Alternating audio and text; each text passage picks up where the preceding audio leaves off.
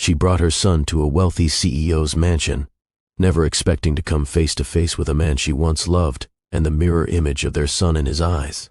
Have you ever buried something so deeply, only for it to walk right up to you? This isn't just about the past. It's about a mother who chose silence over heartbreak, and a child who unknowingly opened the door to everything she left behind. If you've ever had to protect someone you love with your silence, like, subscribe, and share your story below. May every woman listening be surrounded by peace, wisdom, and unwavering love. Amen. What would you do if your child saw the one man you never planned to explain? Autumn in Atlanta wrapped the city in gold. The air was crisp yet gentle, a soft reminder that summer had gone and life was preparing to slow down. But inside a modest salon tucked between a thrift store and a daycare, time didn't slow for Noelle Carter. Not when rent was due, supplies needed restocking, and the demands of motherhood never let up. Her fingers moved with calm precision as she parted, detangled, and styled the thick curls of her final client for the day, a little girl whose giggles bounced through the room like music. The salon wasn't glamorous, but it was clean, warm, and full of life. Shelves lined with homemade oils and conditioners, framed thank you notes from regulars, and in the back corner, a worn drawing from her son that read, "Mommy's Shop, best in the world." That's what kept her going. Cairo, 7 years old, sharp as a whip, and always asking the kinds of questions that made her heart ache in private. He had a habit of waiting until bedtime to hit her with them. Why don't I have a dad? Did he go to space or something? Did you love him? She always answered gently, always gave him enough to feel secure, but never enough to open the whole story. Not yet. Some truths weren't ready. Some names still sat heavy in her mouth. That evening, after sweeping hair from the floor and wiping down her stations, she finally turned the key in the salon's lock. The sky had softened into that dreamy orange-pink, and the sidewalk was scattered with dry leaves, crunching under her boots. She had just taken one deep breath of relief when the sound of heels clacked fast behind her. "Noelle," a voice called out, breathless. She turned to see Tanya, her best friend and loyal client, power-walking toward her like a woman on a mission. Tanya's blazer was slightly crooked, and her lip gloss smudged like she'd just survived a storm. "I've been trying to reach you all day." Noelle blinked. "You okay?"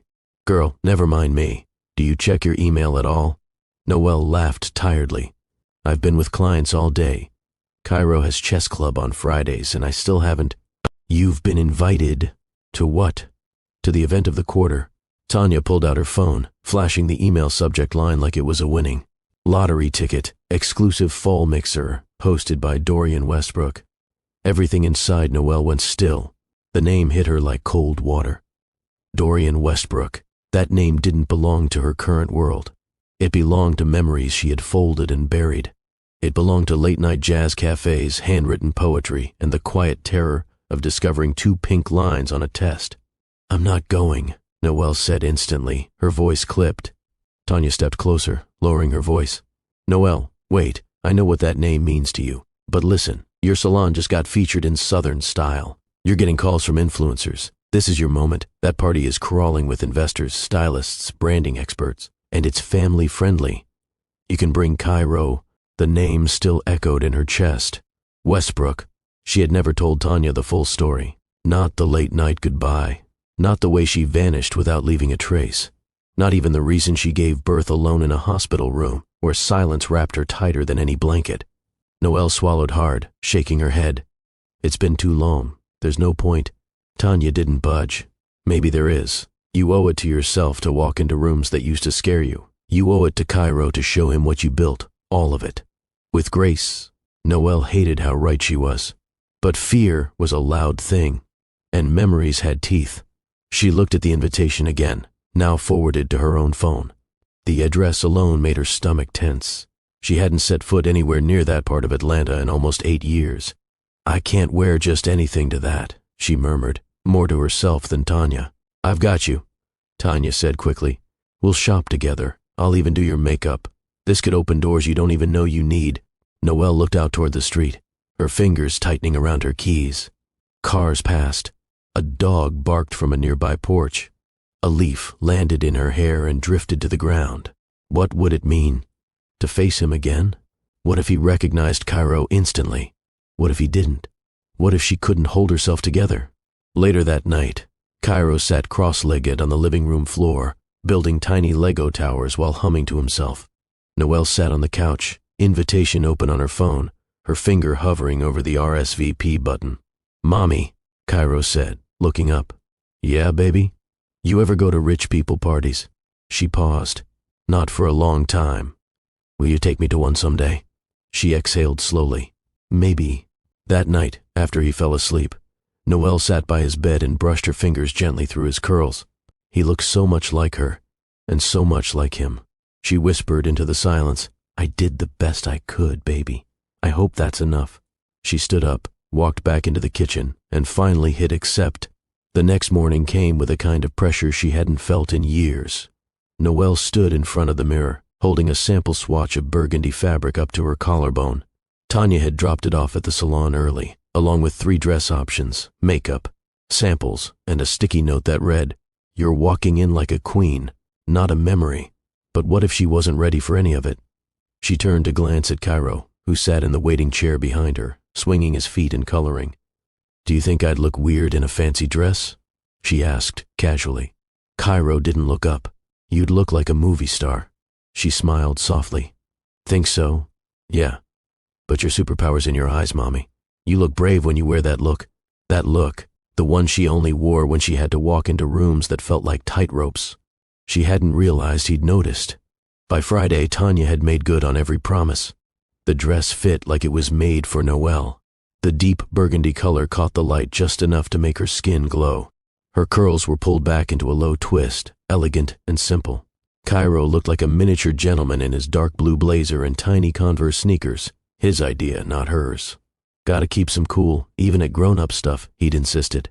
They pulled into the long, curved driveway, with nervous energy thick between them. The estate rose before them like something out of an old magazine. High columns, soft lighting, people in sleek outfits moving across the entry path. It wasn't overdone, just precise. Every corner looked like it belonged. Noelle parked near the edge of the lot, hands gripping the steering wheel longer than necessary. "You good, Mommy?" Cairo asked from the back. "I will be," she said quietly, turning to face him. "You ready for some fancy snacks?" He grinned. "Do they have those little triangle sandwiches?" "Probably. Then I'm good." She took a breath, opened the door, slipped into the version of herself that knew how to smile even when she didn't feel steady. She hadn't seen Dorian in nearly 8 years, not in person anyway, not since she'd left with no goodbye. Her heels clicked softly on the stone path as she walked Cairo toward the front steps. Music floated out through the open doors, a live band, slow and smooth, blending into the sounds of laughter and small talk. The doorman gave them a polite nod, checked their names, and waved them in. "Welcome," he said. "Enjoy your evening." The inside was stunning, but not in a loud way. Art on the walls, fresh orchids in every corner, children weaving between grown-ups in fancy shoes. Servers carried trays of fruit cups, sparkling drinks, and shrimp skewers. Noelle held Cairo's hand tightly, scanning the room, not for him, not yet, just for air, for calm, for space to think. Tanya appeared beside her like magic, looking flawless and excited. "Y'all look incredible," she whispered. "You okay?" Noelle nodded, though her heart beat fast. "Just trying not to turn around and run. You're doing more than okay. Let them see you." "I'm not here for them," Noelle said, watching Cairo lick a pink sherbet scoop off a silver spoon. "I'm here for him." They moved through the room slowly, talking to a few stylists and design reps. A couple of people recognized Noelle from the Southern style feature and congratulated her. Tanya beamed beside her like a proud manager. Still, her eyes kept drifting, watching, waiting. It happened near the staircase. She had turned to grab a napkin for Cairo when her eyes caught a flash of movement near the banister. A man stood there, tall and calm, drink in hand. Charcoal gray suit, slight stubble. A quiet presence that still commanded attention, not through arrogance, but through certainty. Dorian. Older, now, sharper, but undeniably him. Noelle's breath caught. She turned slightly to the side, hoping he hadn't noticed her. But before she could take a step, Cairo ran up and tugged her hand. "Mommy, that man has the same smile as me." Her stomach flipped. "What do you mean?" "The one by the stairs. When he laughed just now, It looked like mine. She didn't respond. Couldn't, because she had seen it too. The same dimple, on the same side. The slight tilt of his mouth. The way his eyebrows rose when amused. Noelle felt like the air had been knocked out of her. Her grip on Cairo's hand tightened just a little. He looked at her curiously. Do you know him? Before she could answer, someone called Dorian's name. He turned. Their eyes locked. For the first time in 8 years. Have you ever done something uncomfortable just for the sake of your child? Let me know in the comments. And if you're a parent doing your best every day, don't leave without liking and subscribing. Your strength deserves to be seen. The doors opened like a welcome and a warning. The inside of the Westbrook estate was tasteful in a way that spoke softly, but firmly. We've been important for a long time. High ceilings carried warm light across honey-colored wood floors. Sculptures stood in corners without nameplates, as if they didn't need introductions. Classical music floated through the space from a live string quartet tucked beside the library archway. Noelle stepped in slowly, hand wrapped gently around Cairo's. Her burgundy velvet dress brushed against her calves as she moved, its deep tone catching gold reflections under the chandeliers. She hadn't worn heels this tall in years, and her posture betrayed how long it had been since she entered a space like this. Not just beautiful, but intimidating. But Cairo's fingers in her palm were her anchor. She reminded herself why they were here. For him. Cairo's eyes danced around the room like he'd just stepped into a fairy tale. Is that real gold on the stairs? He whispered. Probably not, she murmured back, smiling. It looks like the kind of house cartoons live in. A small laugh slipped from her lips. His innocence softened the tightness in her chest. He wasn't nervous. He was curious. That was the difference between grown-ups and children. Children asked questions. Grown-ups hid theirs. They walked slowly into the heart of the party. Well-dressed adults stood in soft clusters, holding glasses, exchanging. Firm handshakes or nodding as their children dashed past their ankles. Servers glided by with trays of fruit skewers, coconut shrimp, and glasses filled with sparkling cider. Someone greeted her with a polite smile and congratulated her on the Southern-style article. She returned the gesture, thankful for something to talk about other than what her heart was doing beneath her skin. Tanya, already deep in conversation across the room, gave her a thumbs up. Cairo tugged at her hand, pointing. They have cookies shaped like stars over there. Go ahead, she said, releasing him gently. But stay where I can see you. He nodded and trotted off, eyes wide. Noelle exhaled, taking a slow glance around. She needed a moment to steady herself. The air smelled like vanilla and citrus. Somewhere, a child shrieked with joy. A woman in a satin pantsuit adjusted her pearls while talking to a man in a light gray jacket who looked like he belonged on a magazine cover. None of this felt real. She looked down at her palms, damp, her breath catching. She was about to turn toward the drinks table when something shifted in the corner of her eye. A figure at the staircase. At first, it was just a shape, a presence. But as he leaned casually on the polished railing, her eyes found his face. Dorian. She hadn't said that name out loud in years. The last time she saw him, they were sitting on the lawn behind the music hall at university. She remembered the way he traced circles on her wrist with his thumb. The way he kissed her forehead when he left, full of ambition and overseas plans. Now, he stood taller, more refined, still wearing his confidence like a well-fitted jacket. The charcoal suit clung to his frame effortlessly. He held a glass of something amber, eyes scanning the room with quiet attention. She froze. Noelle couldn't move, couldn't think, couldn't breathe, because her son, the one currently munching on a star-shaped cookie, had that man's eyes. His smile, his brow, even the way he walked, hands swinging low and loose, mimicked the man across the room. It was like seeing two pieces of a photograph she never dared to frame. Her stomach twisted. Her first instinct was to leave. Get Cairo. Go. Now. But just as she took one step backward, a woman from the community council spotted her. Noelle Carter? She asked brightly. My daughter raves about your detangling butter. It's all she uses now. Oh, thank you, Noelle replied, forcing a smile as her pulse roared in her ears. I didn't expect to see you here, but I'm so glad you came. It's good to see representation in these spaces. Our girls need to see women like you in rooms like this. The words washed over her like fog. She nodded, smiled, said thank you again, even made small talk. Anything to keep from turning around and catching Dorian's eyes. She could feel his presence, like heat in the room had shifted, but he hadn't seen her. Not yet. Across the room, Cairo waved, crumbs on his chin, his blazer slightly crooked, his smile wide.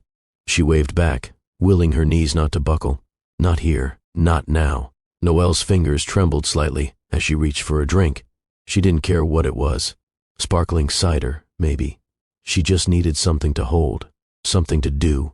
Behind her eyes, a storm of memory and fear collided with the steady rhythm of music and laughter all around her. She told herself not to look again, but curiosity has sharp claws. Her eyes drifted back to the staircase. He was still there, Dorian, leaning slightly against the railing, now laughing at something a guest said. He looked effortlessly at ease. His laugh was quiet, but real, his mouth forming that same half-smile she used to watch when he'd talk in his sleep or tease her between study sessions. And that smile, Cairo had it. The same curve, the same dimples that formed when he was truly amused. Not the fake ones for a camera, the deep ones, the ones that made people soften. Noelle felt it again, that tightening in her chest, like something was squeezing from the inside, daring her to fall apart. Her eyes flicked to Cairo. He was now at a table coloring with two other kids, giggling, completely unaware of the weight in the room. He didn't know.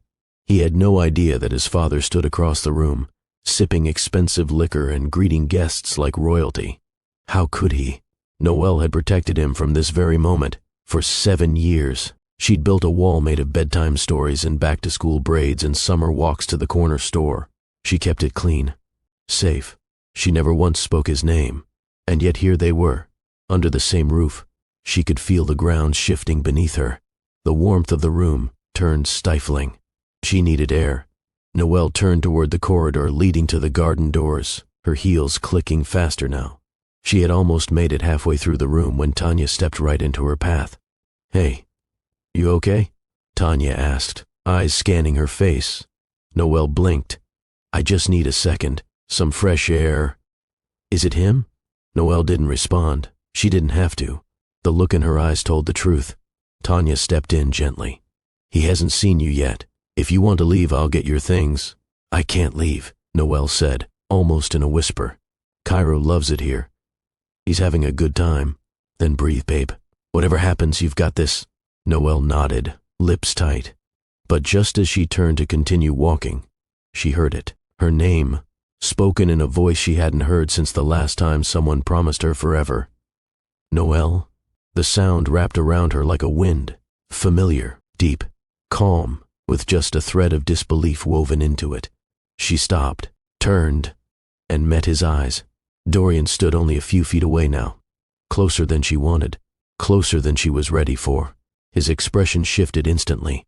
The amused ease on his face dropped into something else, surprise, confusion, and something softer, recognition. His gaze moved from her dress to her face, and for a second, time stepped aside. It was just the two of them. The past sat between them like a shadow neither one had invited. "Noelle," he repeated, a little lower. "Is it really you?" She opened her mouth, but no sound came out. How do you greet the man who never knew you carried his child?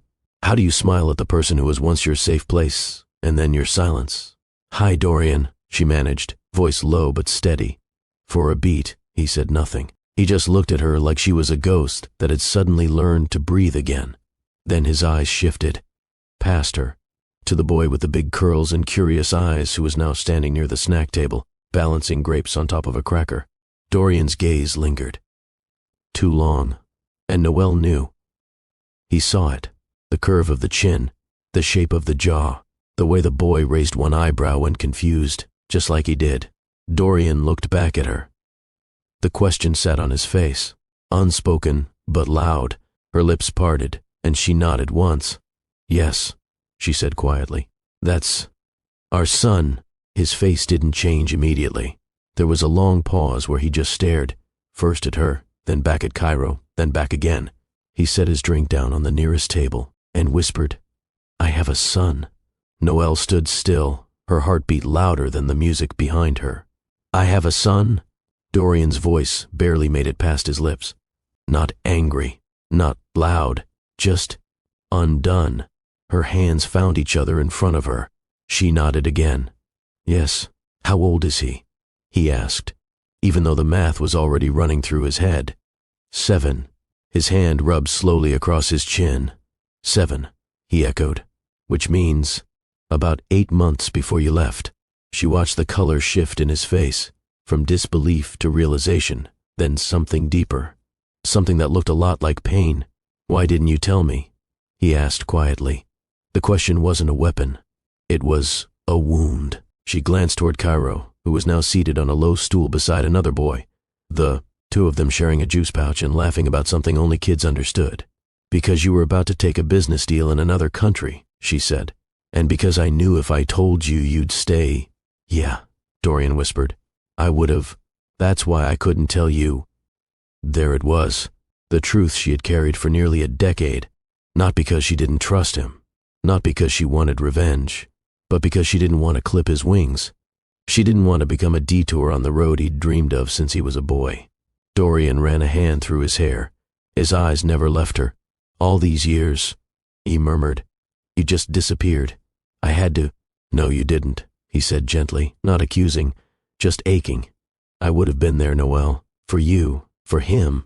She looked down at her hands. I wanted to believe that. I really did. But I've seen what happens when men stay out of guilt or fear or because they feel obligated. I couldn't do that to you. Or him. His jaw tightened slightly. Not in anger. In grief. He has my face, Dorian said, almost to himself. I didn't even get to know that. Noelle's eyes glistened. He's more than your face. He's thoughtful, smart. He builds things from scratch. He reads chapter books and likes mango on his pancakes. Dorian smiled faintly, but his eyes were wet. Does he ask about me? Sometimes. What do you say? That you were far away, but that he was never missing love. Dorian nodded slowly. Noelle took a breath. I'm not asking you for anything, Dorian. You don't owe me child support or letters or explanations. I raised him. I'll keep doing that. I don't want to be erased, he said. You're not. I want to know him. You'd have to earn that, she said gently. He doesn't know you. This can't be about what you missed. It has to be about what you're willing to show up for now. The silence between them was different now. No longer full of secrets, but full of choices. I can't undo the time, he said. But I'm here now. I want to do this the right way. Whatever that takes. Her voice wavered, but she stayed firm. Then it starts with time, patience, and showing up when it's not convenient. I can do that. They both turned to look at Cairo. He glanced back at them, waving with a gummy grin. His world still untouched by the conversation that just rewrote the past. He deserves to know who he came from, Dorian said. And not just in stories. Noelle nodded. And he deserves to be protected, she added. From disappointment, from broken promises. So if you're serious, I am. A pause. Then we'll figure this out.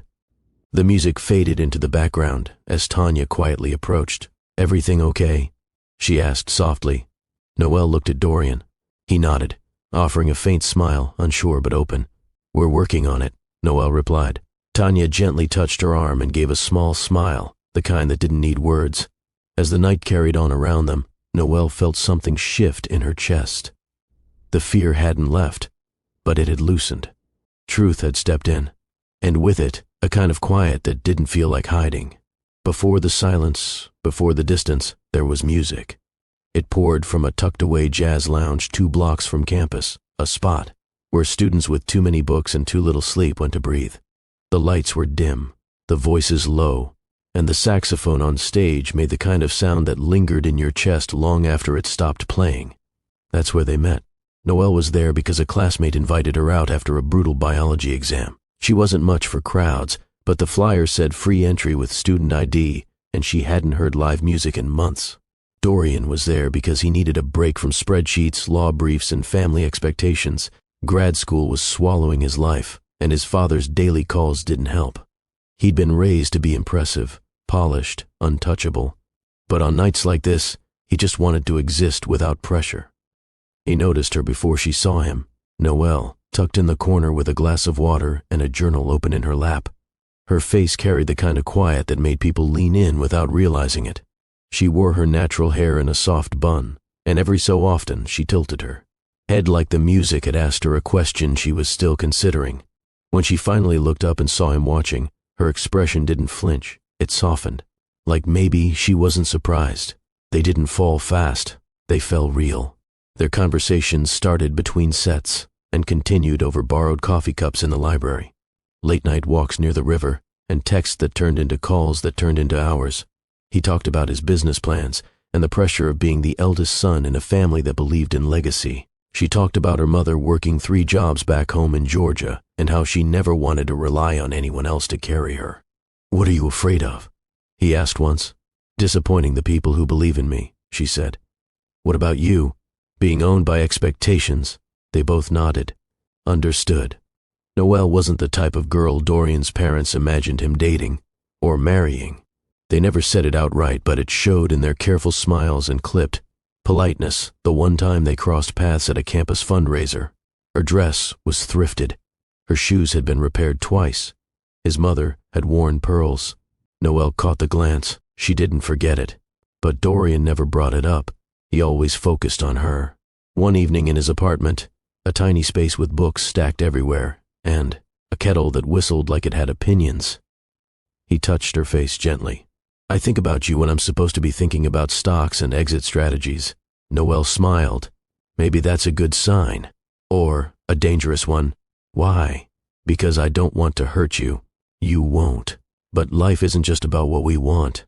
The signs were small at first. Noelle felt tired all the time. Her appetite changed. Her favorite shampoo started to make her nauseous. She told herself it was just stress. Finals. Work. Not enough rest.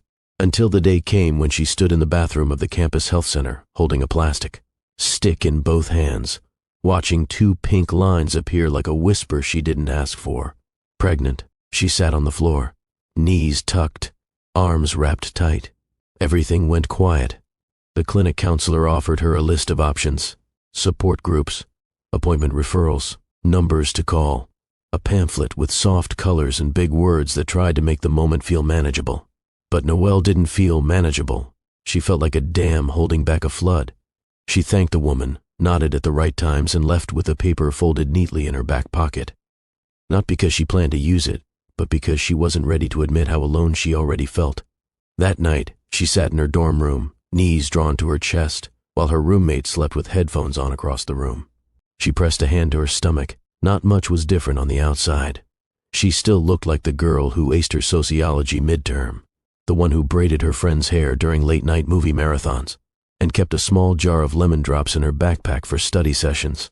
But inside, she was carrying a future, and she didn't know what to do with it. She didn't tell Dorian. Not the next day, not the next week. She wanted to. She almost did.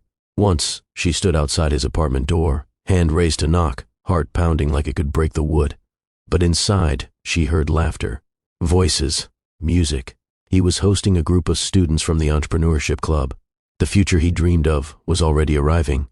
How could she stand in the middle of that with a confession that might collapse it? She walked away. Her mother had once told her, being strong doesn't always mean holding on. Sometimes it means choosing to let go before it hurts worse. Noelle never forgot that. She had watched her mother fold towels after a 12-hour shift, bare feet, aching on kitchen tiles, her voice hoarse from yelling over machines. She watched her carry the weight of an entire household without asking for applause. Love, in her world, wasn't always sweet. It was survival. Steady, heavy, earned. And now, here Noelle was, standing at the crossroads her mother had warned her about. Keep him in the picture, and risk him staying for the wrong reasons. Or leave quietly and raise the child with the only thing she was sure of, her own love. Dorian had dreams that touched continents. He had mentors, connections, meetings in New York and Singapore. He had just been offered a post-graduation deal to manage a tech portfolio overseas.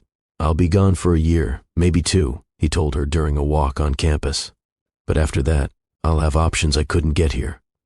I want to build something that lasts." Noelle smiled as he spoke, not because she felt secure, but because she saw his eyes shine in a way they only did when he talked about possibility. She didn't mention the small flutter she'd felt in her belly that morning, the kind that made her pause mid-step, press a hand to her side, and close her eyes. It was real now, this life. It had made itself known, and suddenly, her path was no longer shared. She left 2 weeks later. No note, no call, Just a closed bank account, a canceled phone line, and an email address that quietly disappeared into the void. She packed 2 bags, withdrew from her classes with a fabricated medical excuse, and caught a bus back to Georgia. The ride was quiet. She stared out the window while trees blurred past, her hand resting over the life she would now protect at all costs. Her mother was confused but didn't ask questions at first. She just opened the door, helped carry in the bags, and made sweet tea like it was still summer. A week later, when Noelle finally broke the news, her mother cried, not out of shame but out of worry. "You're gonna have to fight harder now," she said, holding her daughter close. "But you've got my blood, and that's enough." Noelle believed her, or at least she tried to. In the following months, she worked part-time jobs, answered phones at a call center, washed hair at a local salon, took online courses to finish her degree, and learned how to stretch every dollar without breaking her spirit. She kept her pregnancy quiet, even from old friends, not out of guilt, but out of protection. She didn't want anyone to talk her into decisions she'd already made. She'd chosen to carry this child, chosen to walk away from a man she still cared for deeply, chosen to start again without knowing what again would look like. And in the quiet moments, when fear crept in, she would whisper to the life inside her, "I don't know how this will go, but I will never leave you." The labor started just after midnight.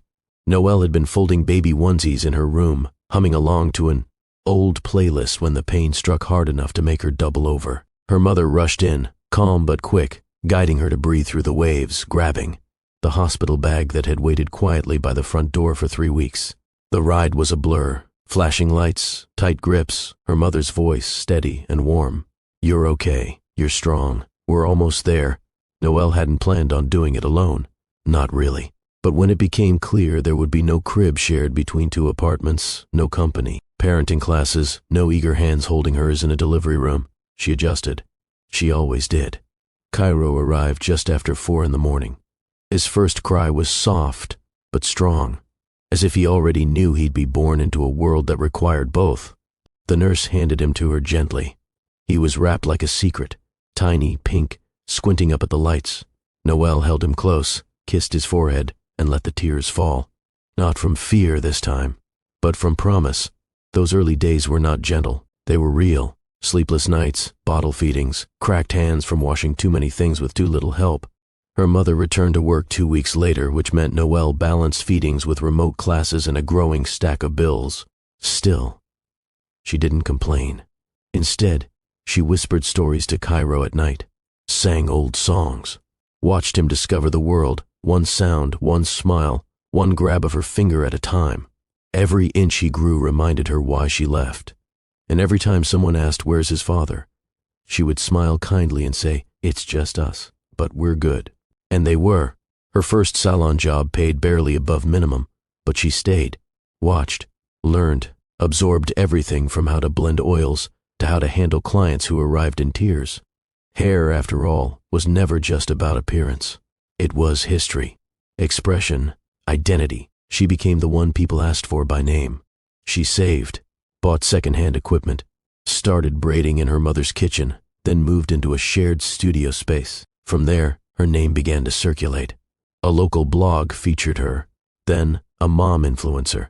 And one day, an editor from Southern Style sat in her chair and said, "You've got something special here." She did, and it came from every sleepless night, every quiet choice, every time she wanted to give up but didn't. Cairo asked about his father when he was 4. It wasn't dramatic, just a bedtime question between, "Can I have water?" and "Are there really lizards that fly?" Noelle had smiled and said, "Your daddy had to go far away, but I've always been here." And he nodded, yawned, and turned on his side like that was enough. Because at the time, it was. But Noelle knew the questions would grow with him. Just like his smile, just like his eyes, just like the way he turned inward when thinking, exactly how Dorian used to. She sometimes found herself staring at Cairo when he wasn't looking, wondering what might have been if she'd knocked on that door all those years ago, but she never regretted the life they built. By the time Cairo turned 7, the salon had become her full-time business. She managed her schedule around school pickups, chess club meetings, and pancake Saturdays. Her fridge had sticky notes with motivational quotes, her planner was color-coded, and her heart, while still carrying pieces of the past, was solid. She hadn't tried to date, not because she didn't want companionship, but because her energy had been reserved for something sacred, building a life worth protecting. So, when Tanya showed up waving the Westbrook invitation, it wasn't just an invite to an event. It was a door, one she had closed long ago, and yet, now, it stood open. Have you ever walked away from someone you love to protect them, or yourself? Let's talk in the comments. And if this story is hitting home, take a second to like the video. You're not alone, and your choices, no matter how hard, carry strength. Dorian's hand dropped from the table where he'd set his drink, but his eyes didn't move. They stayed locked on Cairo, as if blinking might break the truth apart. Noelle stood in front of him, shoulders square, chin steady, but inside, everything quaked. Is that? His voice cracked mid-sentence, like it couldn't carry the weight. She didn't look away. Our son. The words hovered in the air. Simple, honest, unmistakable. Dorian slowly took a step back, then forward again. He didn't seem sure where to stand. You never told me. Noelle tightened her fingers around her clutch. No. Why? His tone wasn't sharp. It was quiet, like someone looking at the edge of a cliff they never knew they'd fallen from. Because you were about to leave, she said. You had plans. Big ones. I wasn't going to be the thing that pulled you off course. His mouth opened, then shut again. His breath caught in his chest. He looked over at Cairo once more, the same smile, same dimples, same fire in his eyes, even as he sat at a table sharing crackers with a stranger. I missed everything, Dorian whispered. His first steps, his first words. I don't even know what his laugh sounds like. He laughs like you, she said, the ache slipping through before she could catch it. Loud when he's surprised, quiet when he's up to something. Dorian placed a hand on the back of a chair to steady himself.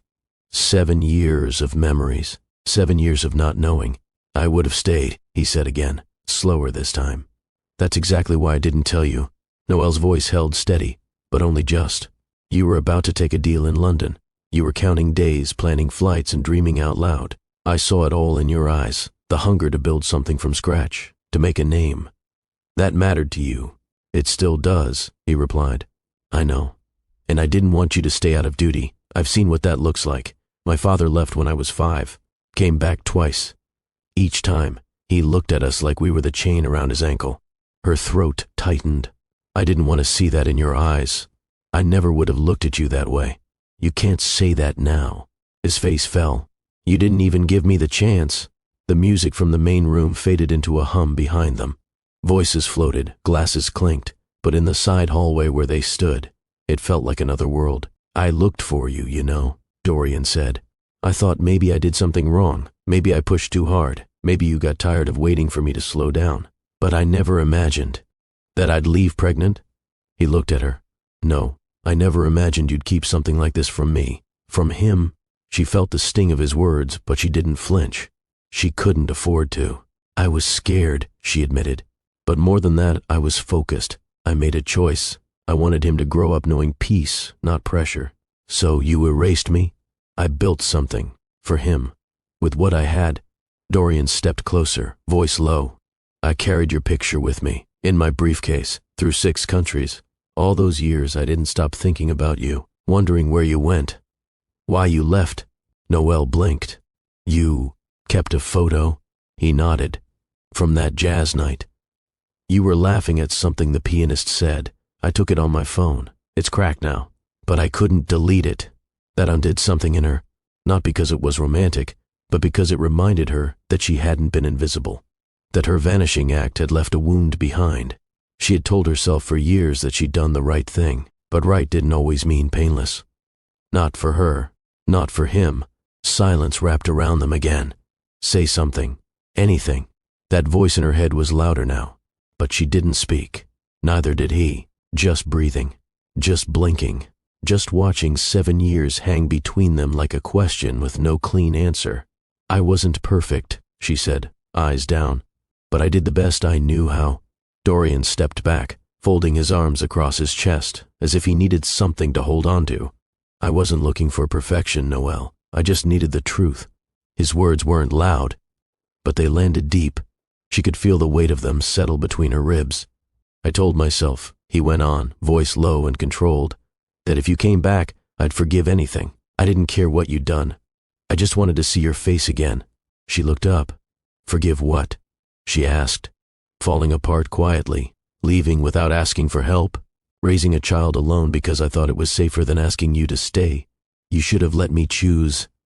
"I know that now." That confession dropped like a pebble in water. No drama, just ripples.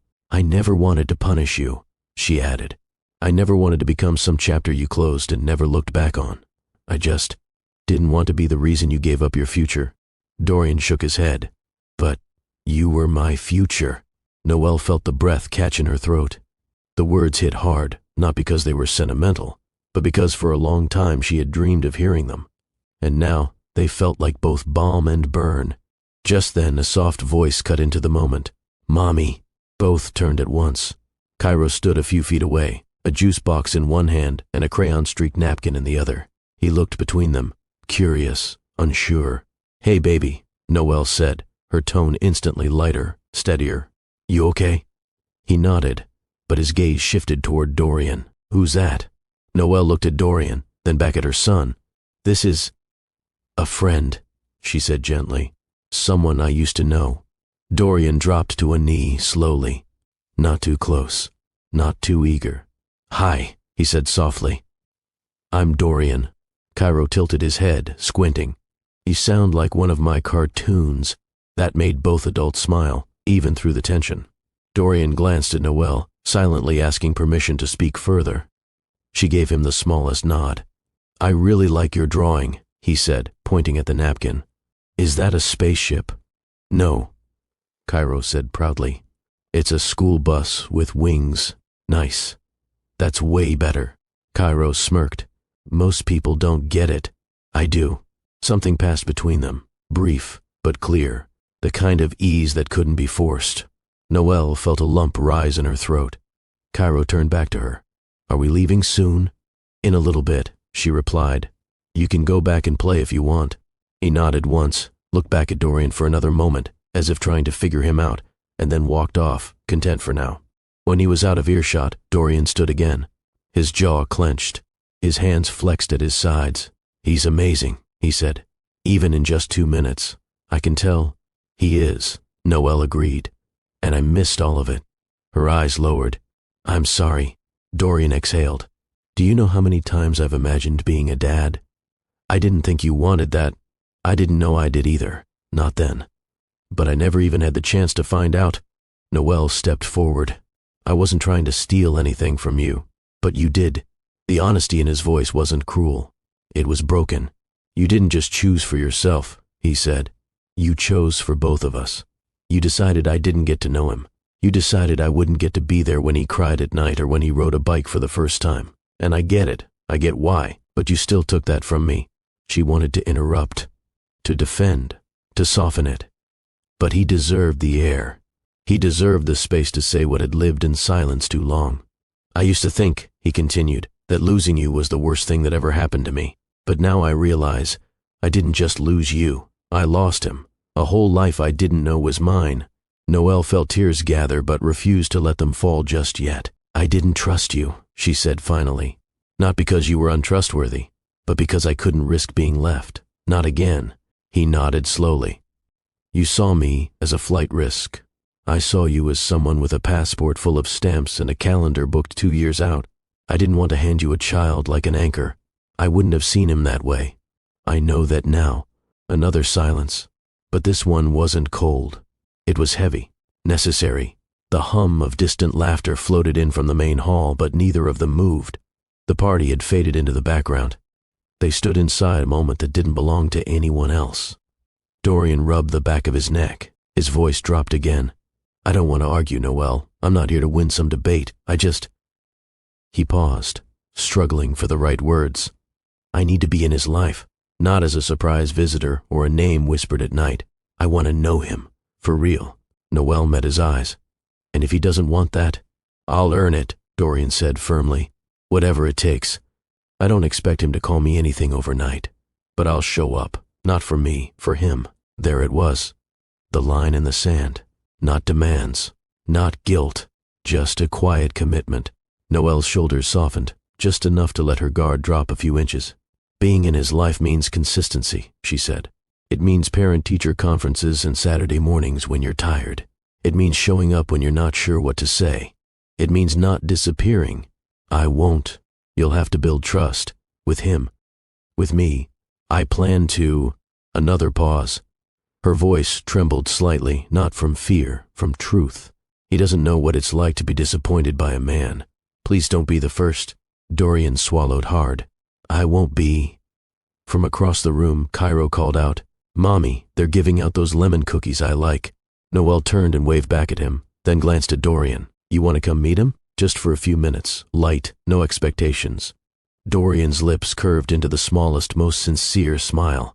I'd like that. They walked together toward the refreshment table. Cairo stood holding a napkin with 3 cookies, beaming like he'd just won a prize. He looked up as they approached, eyes bouncing between the 2 adults with curiosity. This is Dorian, Noelle said gently. He's someone I knew a long time ago. He's going to be around more. Cairo nodded, studying Dorian like a puzzle he might figure out later. Hi, he said simply. Hi, Dorian replied, crouching a little to match his height. Lemon cookies, huh? Solid choice. They're my favorite. Same here. Cairo's eyes lit up a little. Most people say they're too sour. Those people don't know what they're missing. Cairo chuckled, then held out one of the cookies. Want one? Dorian accepted it carefully, like he'd been handed something sacred. Thanks. They stood together for a moment, nothing dramatic.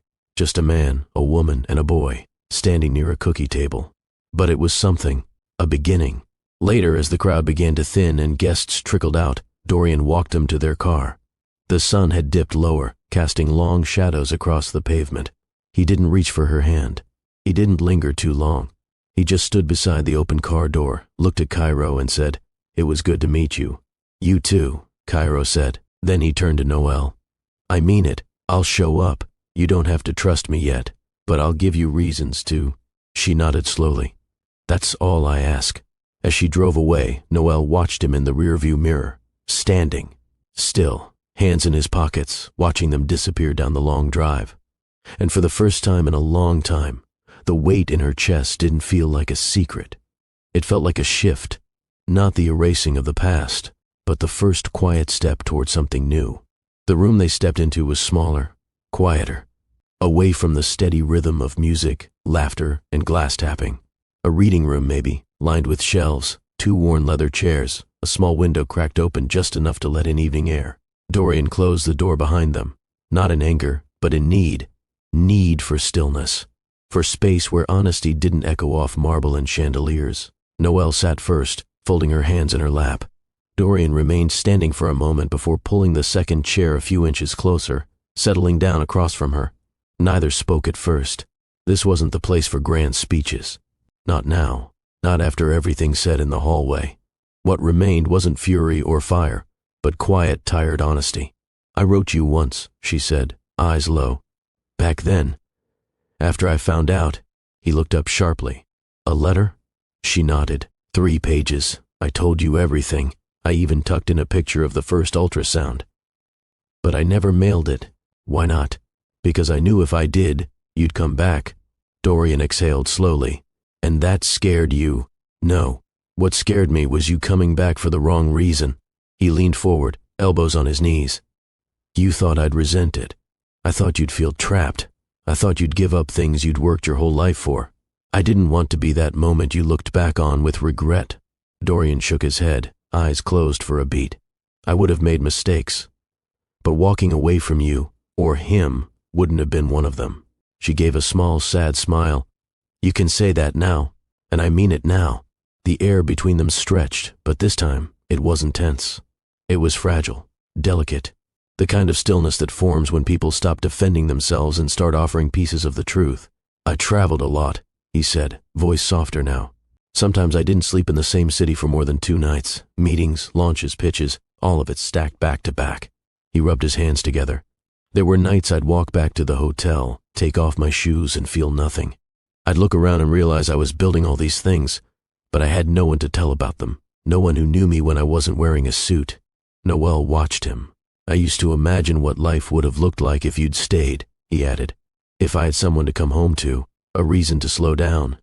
She hesitated, then opened her purse and carefully pulled out a worn envelope, creased at the corners. She didn't hand it over, just looked at it. "This was the letter," she said. "It's been sitting in the back of my drawer for years." Dorian reached slowly, unsure. She let him take it. He turned it over in his hands. "Can I open it?" She nodded. He unfolded it like something sacred. As he read, the room fell even more silent, the kind of silence that holds breath and memory at once. His eyes moved line by line, words she'd written in exhaustion, in fear, in hope. Halfway through, his hands trembled. By the time he reached the final line, "If you're reading this, it means I trusted you with the truth," his eyes were wet. He lowered the paper, stared at it, then at her. "I don't deserve this," he said. "You deserve to know. That's all." His voice broke. "I miss so much." "You did." And with that, the tears slipped from his eyes, not loudly, not with gasps, just quietly. The kind of crying that happens when someone's held it in for too long and finally realizes it's safe to let go. Noelle didn't move. She didn't reach to comfort him. This wasn't her moment to fix. It was his to feel. He wiped his face quickly, like someone unaccustomed to being seen that exposed. "I want to be in his life," he said again. This time not as a plea, but a vow. Not to play catch-up, not to rewrite the past, just to be part of what comes next. Noelle leaned back slightly, her voice clear. "If you're serious, then we move slow. We don't throw titles at him. We let him lead." "Agreed. You don't come and go. If you commit, you show up. I will. And you don't try to win him over with gifts or charm." "I'm not here to impress him," Dorian said. "I'm here to earn him." That landed. She gave him one long look, the kind that sees beyond charm, beyond promises, the kind that remembers every chapter that came before. "I'm not apologizing for protecting him," she said. "You shouldn't." She nodded. "Then we start here." The next morning felt different, not because the sun rose brighter or the world had shifted in any visible way, but because Noelle had opened a door she never thought she would. And once open, there was no going back, only forward. She sent Dorian a text. Simple, clear. "We're at Pineview Park every Saturday around 10. You can stop by, just don't be late." He replied 3 minutes later, "I'll be early." That Saturday, Cairo was halfway into building a castle out of sticks and mulch when Dorian arrived. He didn't bring balloons, no toys, no forced excitement. He just showed up in jeans and a plain sweatshirt with a bottle of water and the look of someone trying not to mess up something sacred. Noelle sat on a bench nearby, pretending to scroll through her phone but watching everything.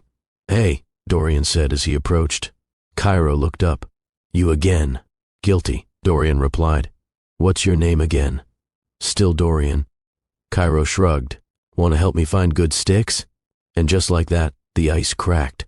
They spent the next hour crouched in dirt, examining twigs for castle-worthy strength, arguing about whether mulch could be a moat, and laughing. The real kind, not the kind people use to fill silence. Noelle didn't interrupt. She didn't hover. She just watched. When it was time to leave, Cairo looked up and said, "You coming next week?" Dorian nodded. "If I'm invited." Cairo shrugged. "You can come." Noelle smiled, small and quiet, before turning toward the car. Over the next few weeks, Dorian kept showing up. He asked questions, but not too many. He paid attention. Noticed that Cairo liked apple slices without skin, hated when his socks didn't. Tet match, and read aloud in funny voices when he thought no one was listening. They played checkers at the library's community room. Went to a science fair where Cairo insisted on touching everything. Had lunch at a diner where Dorian learned the boy's obsession with ketchup was not a phase. Noelle didn't make space easily, but she didn't fight this one. She watched with cautious curiosity as Dorian earned Cairo's laughter one moment at a time. One evening, after Cairo had gone to bed, Dorian stopped by the salon to drop off a book Cairo had forgotten in his car. Noelle was sweeping up loose hair, half her body aching from the long day. "You're still working?" he asked. She smirked. "The salon doesn't clean itself." He held up the book. "He insisted I bring it tonight. Said he might dream about the next chapter." She took it, fingers brushing his. "Thanks." They stood for a moment, familiar but not fragile. "How's he doing with everything?" Dorian asked. "He's curious," she said, "but not afraid. That matters. I still feel like I'm intruding sometimes. You're not. He just needs time. And rhythm. Dorian nodded. I can handle rhythm. Noelle leaned against the counter. I didn't think you'd show up like this. Like what? Steady. His smile was tired, but honest. I promised I would. There was no romantic tension between them. Not then. Not yet. Just two people relearning each other in the language of presence. Dorian didn't overstep. He didn't ask to stay longer or dig into what they once were. He didn't push for anything more than space to be part of Cairo's world. And Noelle? She began to loosen her shoulders, breathe more freely when he was near, laugh a little more when she didn't realize she was doing it. One Sunday afternoon, Cairo sat on the living room floor building a spaceship out of cardboard. Dorian helped cut the wings while Noelle made tea. Cairo turned suddenly and asked, "Were you and Mommy friends before I was born?" Dorian paused, blade halfway through a flap. "Yeah," he said. "Really good friends." "Did you stop being friends?" Noelle stepped in gently. "We had some growing to do, apart. Now we're seeing if we can grow in the same direction again." Cairo thought about that, nodded once, and went back to building. As simple as that. No shame. No panic. Just truth told gently, with enough room for love to walk in slowly. Healing doesn't happen with declarations. It happens in the ordinary, like the way Dorian adjusted to Cairo's mood swings during homework, or how he'd sit through Saturday cartoons even when the plots made no sense. The time he remembered Cairo's art showcase and brought snacks for the entire class. Not to be flashy, but because Noelle once mentioned they'd be tight on time that day. It was the way he carried the load without asking for applause. And Noelle noticed. She watched, day by day, as the man she once left behind became someone she could trust. Again, not because he said the right things, but because he showed up when it mattered. One evening, the three of them were at the park. Cairo had fallen asleep on the bench next to them, cheeks smudged with ice cream, head resting on a folded hoodie. The air was cool, the sky dimming. Noelle looked over at Dorian. He was silent, hands resting on his knees, eyes watching Cairo's sleep like he was memorizing the moment. "You okay?" she asked. He nodded. "Just thinking about how much I almost missed." "You didn't miss everything." "No. But I missed enough to know I don't want to miss what's next." She looked away, the words sitting gently in the space between them. Dorian continued. "He told me last week that I laugh weird." Noelle smiled. "He tells me that all the time. And when I asked why, he said it's because my laugh sounds like I swallowed sunshine." She laughed. "That's actually high praise from him." "Yeah." That's when I knew I was in. Noelle looked at him, steady and quiet. "You are," she said. They sat in silence for a moment, watching dusk settle. Dorian turned to her. "I don't know what we are, you and me.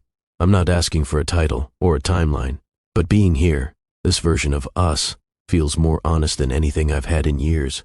She didn't respond right away, not because she was unsure, but because some truths deserve to rest before they're spoken. When she did speak, it was calm, grounded. "I never stopped caring about you, but I had to stop needing you. That's how I survived." He nodded slowly. "And now?" he asked. "Now," she said, "I'm not trying to survive anymore." There was no kiss, no dramatic embrace, just a small shift. The way her hand brushed his when she reached for her phone. The way neither of them pulled back. It was enough. A quiet beginning. Again, weeks passed. Schedules began to align like pieces of a puzzle finally clicking into place. Cairo started asking when Dorian would visit instead of if. Noelle began cooking extra on Wednesdays, not because she expected him to show, but because she noticed he always stayed a little longer those nights. They weren't rushing into anything. They were letting something form without pressure, not as the people they were, but as the people they were becoming. Rebuilding was harder than walking away, but it was better, richer, rooted in choice. One night, while Cairo was asleep, Noelle sat on the porch alone, a cup of tea warming her palms. Dorian joined her quietly. "I've been thinking," he said, "about everything, about how nothing looks like the future I once planned.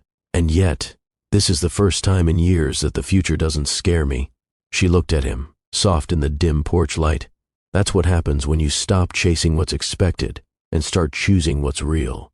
He nodded, his expression open. "Whatever we become," he said, "I'm here for all of it." She took a slow breath, not out of hesitation, but peace. "Then let's just Keep building. He reached for her hand. She let him take it. No fireworks, just warmth and presence. The shift wasn't sudden. It came in gentle layers, like morning light creeping through blinds, soft and patient, not demanding attention, just quietly letting you know it was there. Dorian kept showing up, not once a week, not just for holidays or big moments, but consistently. Every Friday, he'd pick Cairo up from chess club. They'd grab fries on the way home, talk about moves made and mistakes learned. Dorian didn't try to coach him or correct him. He just listened. Let Cairo lead. He came to every game, every school play, even showed up for Cairo's first parent-to-teacher conference, not because he had to, but because he'd asked to. Noelle watched from a distance at first, still cautious, still holding the part of her heart that remembered how silence used to hurt more than any goodbye. But slowly, something in her began to breathe again. One Saturday afternoon, after Cairo's soccer match, they stopped for ice cream. It wasn't a planned outing, just a suggestion Dorian made casually. You two want cones? My treat. Cairo lit up. Strawberry swirl. Noelle smiled. You're spoiling him. He's worth spoiling, Dorian replied. They sat outside, the sky painted with soft blues and golds. A few kids ran past chasing bubbles. Someone strummed a guitar nearby. Cairo sat on the curb swinging his legs and humming between bites. Dorian and Noelle leaned against the fence, their cones in hand. You still go for chocolate almond, she said. You still remember. You still eat it too fast and get a brain freeze. He laughed. And you still watch me suffer and don't say a word. She shrugged playfully. Some things never change. Their eyes met for a moment longer than necessary, and for the first time in years, it wasn't uncomfortable. It was easy. Over the next few weeks, those easy moments turned into habits. Afternoon walks in the park when Cairo was at tutoring, running into each other at the farmer's market and ending up walking the whole loop together, sitting on opposite ends of the same bench, not saying much, just being near each other without the weight of expectation. They didn't talk about what they were. Not yet. But their actions whispered what their mouths hadn't said. There was a softness now, a space that hadn't existed before. Cairo had his own way of measuring change. One evening he looked up from a board game and said, You know, I like when Dorian comes over. Noelle looked at him. Yeah? He doesn't talk too much. He just knows stuff. Like how I like the blue dice and not the red ones. Dorian smiled, keeping his eyes on the board. Noted. Cairo grinned. I might just call you D. It's easier. Works for me. That was it. No big moment. No label discussion. Just a name. A step. A sign. And it mattered more than any title. One night, after Cairo had gone to bed, Noelle and Dorian found themselves on the porch again. Tea in her hands. Quiet in the air. Dorian glanced at her. He's opening up. He likes safety, she replied. He's always been that way. You gave him that. And now you are too. He nodded, then looked at her, steady. You ever think about what we were? All the time. And what we could be? She didn't answer right away. I think about who we are now, she said. And I like that version better. He smiled. So do I. Their laughter became more frequent. The pauses between them, once filled with old scars, were now filled with light teasing and shared memories. He reminded her how she used to sing off-key while cleaning. She reminded him how he used to fall asleep during late movies and pretend he saw the end. He cooked dinner once, badly. She teased him for days. But it didn't scare them. It warmed them. Because love wasn't trying to resurrect who they were. It was about choosing who they could become, together. Do you believe people can change? Can love find its way back after all those years? Tell us below, and don't forget to hit that subscribe button. Some stories take time, but time doesn't always mean the end. Cairo was the first to notice the difference, not in words, but in rhythm. He started placing Dorian's plate next to his own during dinner, asked if he'd be coming to the book fair before Noelle even brought it up. And one night, casually, as if the thought had always been there, he looked up during a movie and said, Are you staying for the end this time, D? Dorian smiled, blanket over his lap. I'm not going anywhere. One Sunday, the three of them were walking home from a street festival, bags full of kettle corn and handmade soaps. The afternoon sun cast a warm glow across the sidewalks, and the air buzzed with leftover music from a nearby speaker. Cairo was a few steps ahead, stomping through the fallen leaves like it was a mission. Dorian turned to Noelle. "I know we're not rushing anything. I know we're still figuring this out." She looked at him. But I just want to say out loud that I like this. I like us. I like slow and real and whatever we're building." Noelle smiled gently, almost shyly. "I do too." They walked a few more steps. He continued, "I don't want to force anything, but I also don't want to pretend I don't think about what more could look like." She stopped, looked at him. "You mean us again?" "I mean something better than before, wiser, kinder, stronger." She tilted her head. "No grand speeches?" "No, just honesty." He held her gaze, then added, "But I'd still bring flowers, because I remember how much you like them, especially yellow ones." She raised an eyebrow. "That was a long time ago." I paid attention. I still do. Later that week, Cairo had his school art night. Parents gathered in the cafeteria, string lights dangling from the ceiling, walls covered in watercolor and clay projects. Noelle arrived with Dorian by her side, both of them dressed simply, comfortably, like a family that didn't need to announce itself, just exist. Cairo ran up, holding a paper in one hand and a keychain in the other. "Look, I made this for my desk." Dorian knelt down. "You made that? Looks better than the one I saw at the art shop last month." Cairo grinned. "It's for good luck. Gonna hang it on my backpack." Noelle stood back, arms folded, watching the two of them. Something settled in her chest that night, something she hadn't felt in years. Peace. Not the kind you earn from escape, but the kind you step into when love feels steady. When trust has been tested and doesn't crack. 2 nights later, Dorian stopped by just after Cairo went to bed. They sat on the porch again. It had become their place, the unofficial bridge between what was and what might be. Noelle offered him tea. He declined. This time, he brought something. Flowers, yellow, wrapped in plain brown paper with no ribbon, no note. He held them out, a little awkward but sincere. She took them without words, placed them beside her on the bench, and looked at him. "You remembered." "I never forgot." They sat quietly for a while. The night was cool but calm. Dorian shifted slightly. "You know I'm not expecting anything, right?" "I know, but if, someday, this became something more, something steady, I'd be ready." Noelle smiled, eyes soft. "I think," she said slowly, "that we're already building it. We just haven't called it anything yet." He nodded, his expression a quiet kind of content. They sat in silence again, side by side. This time, her hand found his. Not urgently, not dramatically, just naturally, like something that had always been waiting for its moment. The story didn't end with a kiss or a ring or a dramatic vow. It settled into something better, real, soft, daily. Love that grows not from being chased, but from being nurtured. And that, Noelle thought, was more than enough. The classroom smelled faintly of crayons, dry erase markers, and coffee, the standard blend of any elementary school hallway. Noelle sat at the small round table with a notepad open in front of her. Beside her, Dorian sat with his hands clasped loosely, his posture casual but alert. It was their first official joint parent-to-teacher conference. Mrs. Benson, Cairo's third-grade teacher, smiled warmly across the table. "Cairo's doing incredibly well," she said, flipping through a stack of papers. "He's thoughtful, observant, and curious, sometimes too curious. But that's a good problem to have." Noelle chuckled. "He asks 100 questions before breakfast." Dorian grinned. "And answers them himself if you don't respond fast enough." Mrs. Benson nodded. "That tracks." She paused, then added, "He talks about both of you, a lot, calls you his team." Noelle's eyes softened. "Whatever you're doing," the teacher continued, "keep doing it." That night, dinner was a little louder than usual.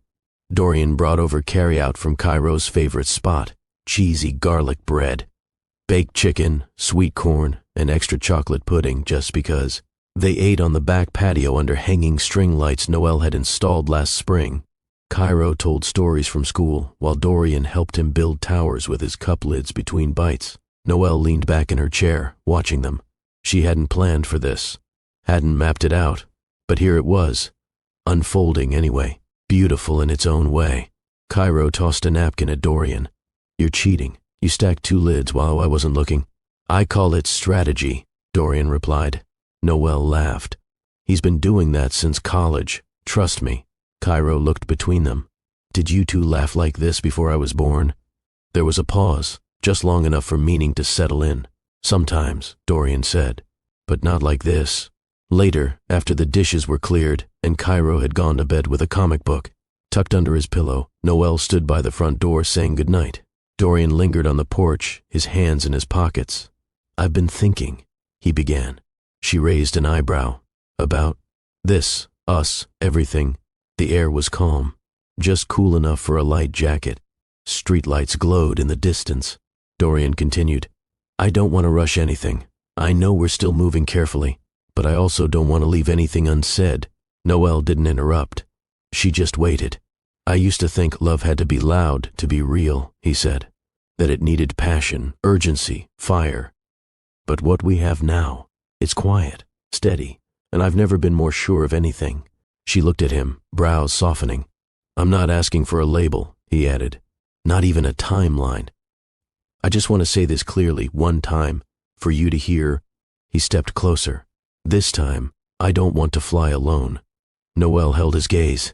There were no tears, no trembling hands or long pauses, just truth, clean and simple. She reached for his hand. Then don't. Dorian smiled, the kind of smile that didn't reach for approval, just settled into its place. I'll walk with you, she added, but we do this with both feet on the ground. No skipping steps, no disappearing acts, no more vanishing, he promised. They stood there for a while, fingers laced loosely between them. No need to rush inside. No need to define what already was unfolding. Inside, on the floor of his bedroom, Cairo sat with a box of crayons. He had started drawing without thinking, lines and shapes forming quickly under his hand. By the time he set the crayon down, he had 3 smiling figures standing under a wide blue sky. One with a long twist out, wearing earrings, one with a beard and a half-buttoned shirt, and one in the middle, smaller, grinning ear to ear, holding both their hands. A few weeks later, the 3 of them walked into a Sunday market together. Cairo held Dorian's hand while licking a mango-flavored lollipop. Noel walked beside them, sunglasses perched on her head, reusable tote in one hand, a quiet smile on her lips. There was no pressure to perform. No need to look like anything more than what they already were, 3 people figuring out how to move forward, together. A family, born from truth. Not picture perfect, but real. They stopped by a local vendor to buy a new plant for the porch. Cairo insisted on picking it. This one has strong roots, he said, tapping the pot like a professional. You know about roots now? Dorian asked. Cairo nodded. We learned in science, things grow better when you don't move them too much. Noel raised her eyebrows at that. Dorian looked at her and smiled. Out of the mouths of 3rd graders, she said. Smart ones, he added. The rest of the day unfolded with ease, like their story had finally slowed to a pace that felt sustainable. Not every moment was perfect. Cairo spilled lemonade on Dorian's shoes. Noel lost her keys for 20 minutes, but no one snapped. No one retreated. They handled the mess with grace, together. That was new. Later that evening, back at the house, Cairo lay sprawled across the couch, fighting sleep with one eye open. Dorian had just finished reading aloud one of Cairo's library books. A fantasy about a boy who found a treasure map inside an old guitar case. Noel brought in a light blanket and laid it across Cairo's legs. Thank you, he mumbled. You're welcome, baby, she said, kissing the top of his head. Dorian stood beside her, watching the boy breathe evenly. He's got a good heart, he whispered. He got to build it without interruption, she replied. Dorian turned to her. I want to help protect that. You are, she said. Every day you show up. They stepped outside once Cairo fell asleep, the door closing softly behind them. The porch light flickered gently above their heads. I don't know what this becomes, Noel said after a long pause. Us. I've stopped trying to predict things. Me too. But I do know this. Cairo needs truth. And so do I. Dorian nodded. Then we keep telling the truth. To him, to each other. She looked over at him. No more hiding? Never again. A quiet pause. Then she asked, You still afraid of staying in one place too long? Not anymore, he said. Turns out, some places feel better the longer you stay. She didn't respond right away. She didn't have to. Her hand reached for his. Again, not out of ceremony, just comfort, the way real love shows up when no one's watching. They didn't need promises etched in stone. What they had now was stronger than that. A steady rhythm, a shared direction, and a choice made each day to build instead of retreat. Inside the house, on the kitchen table, Cairo had left out his sketchbook. On the open page was a drawing he'd started earlier. 3 figures stood together, smiling under a soft sun. The little boy in the middle had one hand held by each adult on either side. Above their heads, he'd written one word in big crooked letters: home. If this story touched your heart, don't leave without liking and subscribing. And if you believe in second chances, leave a heart in the comments. Your story isn't over. Sometimes it's just waiting for the courage to begin again.